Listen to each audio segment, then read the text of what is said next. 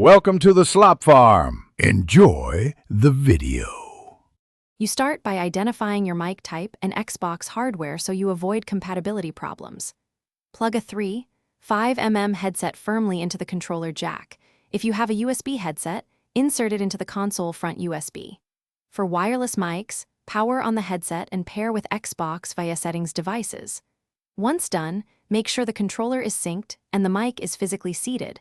Loose connections cause static and dropouts. This first step moves you from preparations straight into audio verification. You now configure the software layer so the system recognizes the mic and routes audio correctly. Go to Settings, General Volume and Audio Output and select the input device. This ensures Xbox uses your headset rather than a connected webcam or controller attachment. Then adjust headset chat volume, mic monitoring, and party chat mixer to balance game and voice. Test in a party or private multiplayer match. Listen for clarity and adjust gain. If the mic is low, increase mic monitoring or check inline volume control. You finish by verifying everything works end-to-end. Rebooting often resolves detection errors.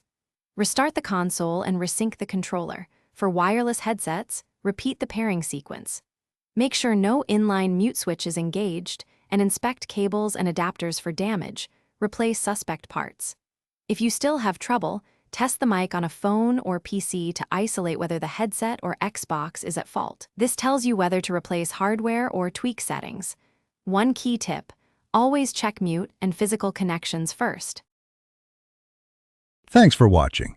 Consider subscribing if we helped you today.